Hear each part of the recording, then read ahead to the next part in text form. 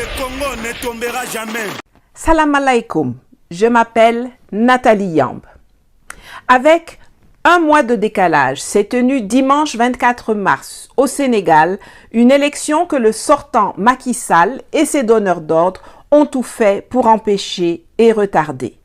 Celle du président de la République.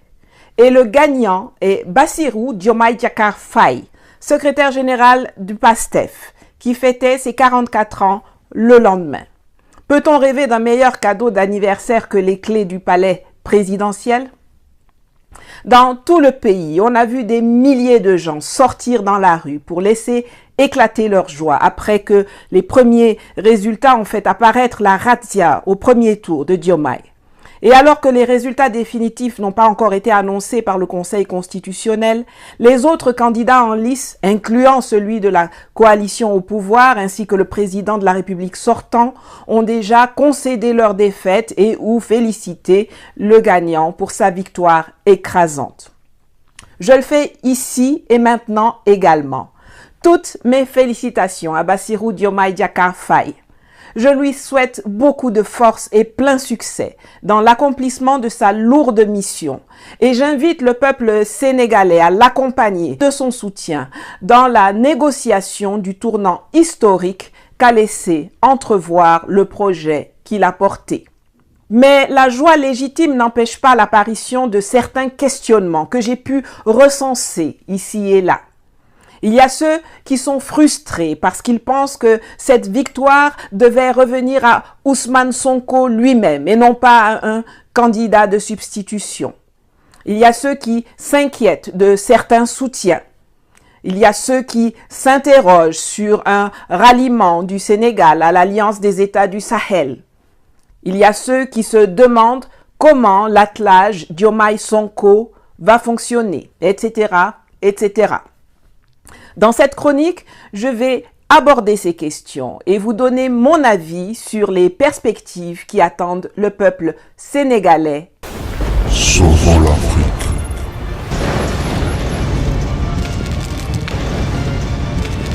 Tout d'abord, je veux féliciter le peuple sénégalais. Cette victoire, c'est avant tout la sienne, celle des cadres, des élus, des militants, des sympathisants du PASTEF, celle de tous ceux qui, sans être enrôlés au parti, ont cru au projet. Ceux qui, sans être partisans de Sonko, se sont aussi levés, sont descendus dans la rue ou sur les réseaux sociaux, ont affronté la répression, les tentations de troisième mandat, se sont inscrits, sont allés chercher leur carte d'électeur, ont battu campagne et sont allés voter. C'est aussi la victoire de nos martyrs, tués par les forces et les milices aux ordres de l'agent local du système France-Afrique. Sauvons l'Afrique. Le peuple a parlé. Rendons gloire au peuple. Vous le savez, ça fait des années que je soutiens mes amis de PASTEF et du collectif Frappe France Dégage, de celui que j'appelle affectueusement mon voisin et camarade Guy Marius Sagna, pour sortir le Sénégal des griffes de la France-Afrique. Il y a sur ma chaîne plusieurs vidéos que j'ai faites qui vous permettront de suivre l'évolution de la situation au Sénégal ces dernières années et que vous pourrez regarder à la fin de celle-ci. Mais en résumé, depuis maintenant 8 ans, Macky Sall a systématiquement instrumentalisé l'administration, les forces de l'ordre et la justice pour radier Ousmane Sonko de la fonction publique, le mettre en prison, empêcher sa candidature à l'élection présidentielle, allant jusqu'à l'accuser de viol, d'association de malfaiteurs en lien avec une entreprise terroriste, d'atteinte à la sûreté de l'État, de diffamation, de vol de téléphone portable. Vous avez bien entendu. Jusqu'à le radier des listes électorales, jusqu'à ordonner la dissolution de son parti politique, jusqu'à emprisonner ses cadres, ses militants, ses sympathisants par milliers, et jusqu'à faire tuer plus d'une trentaine de Sénégalais à cet effet. Et puis, à 10 jours du scrutin, comme par magie, abracadabra, le même Ousmane Sonko est libéré, ainsi que Bassirou Diomaye Faye, qu'il avait désigné comme candidat de substitution après avoir été lui-même mis injustement hors course. Comment est-ce possible? Je vais vous dire. Cela a d'abord et avant tout été rendu possible par le travail monstre abattu par Ousmane Sonko et les militants de PASTEF depuis des années. D'une part, à travers l'élaboration et la diffusion sans relâche d'un projet de société qui prend en compte l'intérêt premier des populations et non celui des puissances étrangères et institutions extérieures. Pas un truc bidouillé à la va-vite là, 6 semaines avant les élections, mais un projet de rupture solide et audacieux. D'autre part, à travers la présence constante de Sonko et de ses militants sur le terrain, au pays et dans la diaspora. Après sa défaite à la présidentielle de 2019, Sonko ne s'est pas assis sur ses talons à pleurnicher comme tant d'autres en se parant d'un titre fantasmagorique de président élu sur les réseaux sociaux. Mais il a repris le travail dès le lendemain de l'annonce des résultats, maillant le terrain, enthousiasmant la jeunesse du Sénégal et d'ailleurs, élargissant son réseau. Et puis il y a l'homme, Sonko, dont on est forcé de reconnaître le courage, qu'on l'aime ou qu'on ne l'aime pas.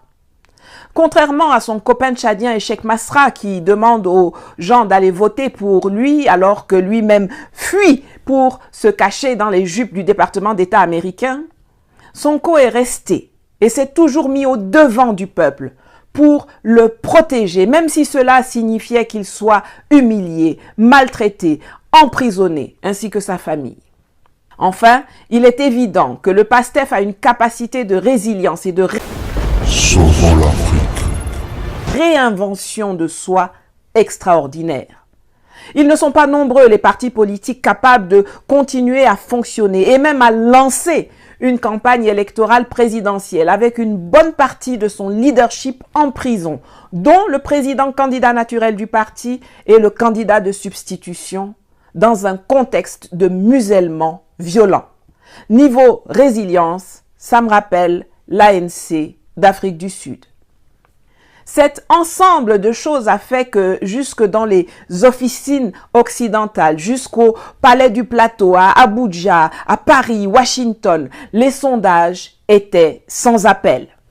Malgré la tentative de coup d'État constitutionnel de Macky Sall pour tenter de réintégrer au forceps Karim Wade, le candidat préféré de son boss Macron, malgré la répression sauvage, malgré l'instrumentalisation de l'appareil de l'État, malgré les armes distribuées aux nervis du régime, malgré tout ça, les sondages établissaient sans aucun doute, à minima, la présence de la coalition Diomaye président au deuxième tour. Alors entre en jeu la deuxième composante qui explique la razzia électorale pour Diomaye, avec une victoire au premier tour malgré la présence de 18 autres candidats sur les bulletins de vote. Cette deuxième composante, c'est un deal. Tout comme pour la libération de Nelson Mandela le 11 février 1990, celle de Sonko et de Bassirou s'est accompagnée de deals. La question est de savoir avec qui et quelle en est la teneur. Je ne vais pas prétendre que je sais, mais je peux vous dire avec certitude qu'il y a 4 entités qui avaient besoin de négocier avec la paire Faye-Sonko. Il s'agit d'abord et de toute évidence de Macky Sall pour gérer l'après-pouvoir. La deuxième, c'est la France, également une évidence, puisque c'est elle qui a le plus à perdre avec une sortie du Sénégal de l'UEMOA et du franc CFA, dont Dakar héberge le siège de la Banque centrale. Le ralliement en dernière seconde de son candidat Karim Wade ainsi que la bienveillance des médias france-africains est un indicateur. La troisième entité est intimement liée à la France, c'est la CEDEAO. Si le Sénégal décide de rejoindre l'AES, c'est la mort instantanée. Et enfin, la quatrième entité qui avait besoin de négocier, c'est les États-Unis. Le Sénégal est le siège des principales institutions onusiennes pour l'Afrique de l'Ouest, comme l'UNESCO, l'UNICEF, le PAM, l'UNHCR, l'UNOWAS. Mais surtout, en compétition géopolitique avec la Chine et la Russie et à la recherche d'un siège africain en Afrique de l'Ouest pour le commandement militaire américain en Afrique, qui est jusqu'ici basé à Stuttgart, en Allemagne, les USA préfèrent nettement composer avec des réformateurs comme Sonko, plutôt que de laisser le cancre Macron continuer d'instaurer le chaos dans ce pays stratégique du Golfe de Guinée, non seulement parce qu'il est nouvellement producteur de pétrole et de gaz, mais aussi parce qu'il est un des points de départ d'une vague migratoire en direction des États-Unis qui est centrale Sauvons l'Afrique. au sein du débat politique américain en cette année électorale. Un deal, c'est une négociation. Quand vous entamez les pourparlers, vous savez qu'il y a des choses sur lesquelles vous allez lâcher du lest, que vous allez abandonner. Et puis il y a des choses sur lesquelles vous serez intransigeant, auxquelles vous ne renoncerez pas. Négocier est une démarche légitime en politique. La question est de savoir qu'est-ce que Ousmane Sonko et Bassirou Faye ont peut-être accepté d'abandonner. Le temps nous le dira. L'exercice du pouvoir est différent de la conquête du pouvoir ou de son commentaire. Bassirou n'a pas encore prêté serment et dans les premières semaines, il faudra prendre connaissance des dossiers, découvrir tout ce qui a été caché, faire l'étude du réel, réadapter le programme à la réalité et gérer une administration et des forces armées confortablement installées depuis plus de 60 ans dans le système france-africain. Laissons-leur un peu de temps avant de juger et de les accuser de trahison, même si, quel que soit lambda, la vigilance est de mise. Ce n'est pas tant les paroles qu'ils prononcent là ces jours-ci qui doivent nous inquiéter, que les actes qu'ils posent ou les gens qu'ils fréquentent. J'ai toujours regardé avec beaucoup d'appréhension la proximité entre Sonko et Succès Masra, cet individu sans scrupules qui marche joyeusement sur les cadavres de ses militants, des opposants et des Tchadiens pour satisfaire à tout prix son désir de pouvoir. Succès Masra, c'est le pion affiché des Occidentaux, tout comme le Nigérien Ibrahim Yakuba qui croupit fort heureusement en prison pour l'instant après avoir encouragé une intervention militaire française contre le peuple du Niger. Ou bien l'autre zozo permanent des médias france-africains, Oumar Mariko du Mali. Et c'est avec ces trois énergumènes que Sonko a créé en 2019 une alliance baptisée Inter-Africaine Progressiste, que visiblement Paris et Washington ont décidé d'utiliser pour l'établir comme la version politique d'un panafricanisme compatible avec la France-Afrique, comme si cela pouvait exister. Je vous expliquerai dans une autre vidéo comment la France s'organise pour tenter de phagocyter l'élan panafricain qui l'éjecte du continent. Mais en attendant, je vous rappelle un adage bien connu. Dis-moi avec qui tu marches, je te dirai qui tu es.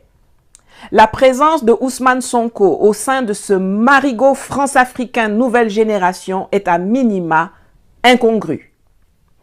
Il n'y a que deux façons de bouter les ennemis du bien-être des populations africaines hors de nos palais présidentiels. Soit par le biais d'une armée de militaires patriotes qui prennent leurs responsabilités, soit par le biais d'un peuple exigeant et engagé qui porte à sa tête et dans ses institutions des patriotes civils audacieux, intègres et déterminés à la rupture. Les alliances, les compromis, les manœuvres en coulisses appartiennent au jeu normal de la politique.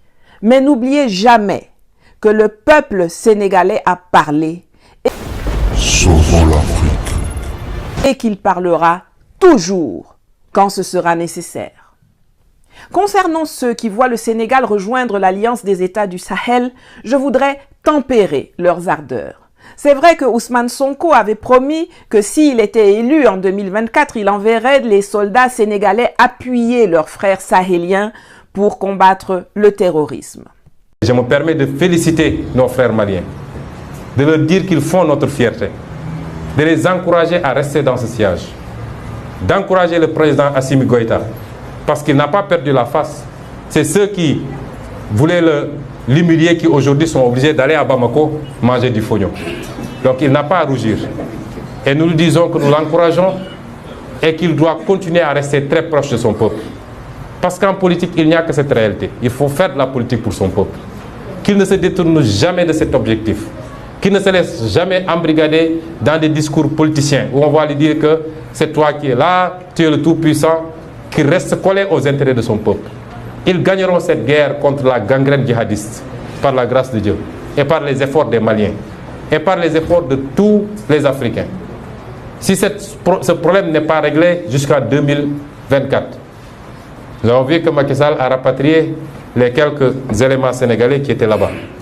Puisqu'ils n'étaient pas là-bas en tant que Sénégalais, ils étaient là-bas parce que la France lui avait demandé d'amener des troupes. Mais si ce problème n'est pas réglé jusqu'en 2024, si nous sommes élus président de la République, nous dépêcherons des troupes pour soutenir nos frères maliens et en finir avec cette gangrène. Qu'ils tiennent bon et qu'ils restent dans la dignité qu'on connaît. Mais ce n'est pas Ousmane Sonko qui a été élu. Et dans sa première prise de parole officielle depuis la fin du scrutin, Bassirou Faye s'est empressé de demander au pays de l'AES de revenir dans la mafia régionale qu'on appelle CEDEAO. Comme je viens de vous le dire, il ne faut pas surinterpréter ces paroles. Par contre, je vous l'ai déjà dit à plusieurs reprises, l'intégration à l'AES doit se faire sur la base d'une vision souverainiste et multipolaire partagée et sur des prérequis non négociables. L'un d'entre eux est qu'aucun pays ayant sur son sol des bases ou une forte présence militaire française ne peut intégrer l'AES. Or, la fermeture de la base militaire française n'est pas encore à l'ordre du jour au Sénégal. Et puis, il faut aussi rappeler que même si elle est en train d'évoluer vers une confédération puis une fédération à terme, à la base, l'Alliance des États du Sahel a été créée comme une coalition de défense et de sécurité de 3 pays confrontés depuis 12 ans à des attaques terroristes et ayant de ce fait perdu le contrôle d'une partie de leur territoire, ce qui n'est pas le cas du Sénégal. Donc, de ce côté-là, patience. Ceci ne devrait pas empêcher la conclusion d'accords bilatéraux entre les différents protagonistes. Bien sûr, il y aura des écueils. Je vous l'ai déjà dit, la maison France-Afrique est construite sur 4 piliers. Le Sénégal est le pilier administratif et intellectuel. La Côte d'Ivoire et le Gabon sont les piliers économiques, l'un en Afrique de l'Ouest, l'autre en Afrique centrale.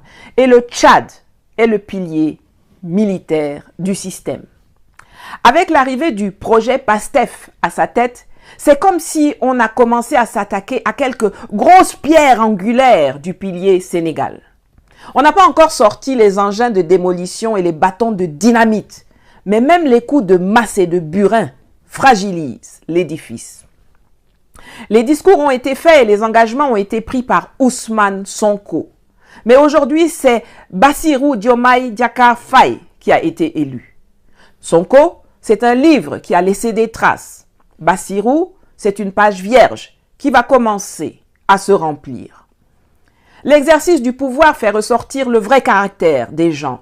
Et même avec les meilleures intentions, il met à l'épreuve les amitiés les plus solides. L'histoire est émaillée Sauvons l'Afrique. et d'exemples. Je ne sais pas ce qui a motivé le choix de Bassirou comme candidat de substitution par Sonko. Mais ce que je sais, c'est que le pouvoir présidentiel en régime présidentialiste, c'est un fauteuil, pas un canapé. C'est une place. Une, pas 2, pas 3, pas 6. Et ce que les Occidentaux savent faire de mieux, en dehors de financer le terrorisme, c'est diviser les Africains. C'est dans leur ADN, c'est leur marque de fabrique. Ils vont travailler à distendre le lien entre Sonko et Diomaye. Un autre écueil, c'est l'exigence non négociable d'une indispensable justice dans le contexte d'une nécessaire réconciliation. La réconciliation ne veut pas dire que personne ne paye rien. Des gens sont morts. Leurs familles doivent obtenir justice. Tous les pays qui ont essayé de passer par pertes et profits la justice sont instables jusqu'à ce jour. Un autre écueil, ce sont les tonnes d'armes que Macky Sall a fait entrer et distribuer à des nervis et à je ne sais qui pour tenter de se maintenir au pouvoir et qu'il va falloir tracer, identifier si on veut éviter que les Français n'en fassent des terroristes le jour où la politique de Diomaye leur déplaira de trop, comme elle l'a fait partout où sa mainmise a été remise en question. Mais aucun écueil n'est insurmontable pour qui fait preuve de volonté et de détermination. Dans quelques jours, Bassirou prêtera serment comme 5e président de la République du Sénégal et formera son premier gouvernement. Ceux qui me suivent depuis des décennies savent que je déteste profondément les gouvernements d'union / de réconciliation dont beaucoup d'Africains semblent raffoler et qui sont l'une des causes de la stagnation de nos pays. Dans les gouvernements d'union, chacun vient chercher sa part de gâteau personnel et les moyens de financer son propre parti politique ou sa propre association au lieu de travailler pour l'intérêt général. Quelles que soient les manœuvres qui ont eu lieu en coulisses, les Sénégalais sont sortis par millions pour élire Bassirou sur la base d'un projet élaboré et de promesses faites depuis des années par Ousmane Sonko et le PASTEF dont Bassirou est militant des premiers jours. À l'heure où ce projet de société doit être transformé en programme de gouvernement, tous ceux qu'il lui plaira d'appeler à ses côtés devront avoir comme mission et motivation la mise en œuvre de ce programme promis aux Sénégalais. Quand il y a des élections en Allemagne, par exemple, on attend parfois 3 mois, parfois 6 mois avant que le gouvernement ne soit formé. C'est parce que pendant ce temps-là, les partis politiques qui vont constituer la coalition au pouvoir discutent et s'entendent sur chaque point du programme de gouvernement. Or, nous, on forme des coalitions autour d'une personne avant même de discuter d'un programme. La plupart du temps d'ailleurs, dans beaucoup de pays africains, les gens ne prennent même pas la peine d'élaborer un projet et les électeurs s'en fichent royalement, car pour eux, le vote est motivé par l'instinct tribal, clanique ou par l'appel du ventre. Les hommes politiques ont trop souvent tendance à trahir le peuple. Les Sénégalais le savent. Ils ont subi de plein fouet l'illusion d'une démocratie électoraliste au sein du même système france-africain où la marionnette est changée, mais le marionnettiste demeure le même. En 2000, ils avaient fondé leurs espoirs sur Abdoulaye Wade. Alors, le peuple sénégalais a parlé. Mais quand il s'est rendu compte que celui-ci avait déraillé, il a de nouveau parlé en 2012 en donnant sa chance à Macky Sall. En 2024, les Sénégalais ont payé trop cher pour se laisser facilement voler leurs espoirs par des forces tapies dans l'ombre ou des politiciens adeptes du reniement. Ils doivent faire preuve de patience, certes, mais aussi de vigilance et d'exigence pour que l'élection de Bassirou Diomaye Diakhar Faye ne soit pas une énième alternance, mais plutôt une alternative au système existant depuis De Gaulle, Foccart et Senghor. Moi, Nathalie Yamb, dont l'ancêtre s'appelle Ngingom, je peux savourer cette victoire du projet PASTEF parce que je sais qu'il y a des sentinelles qui veillent et qu'on appelle le peuple sénégalais. C'est à lui que revient le dernier mot.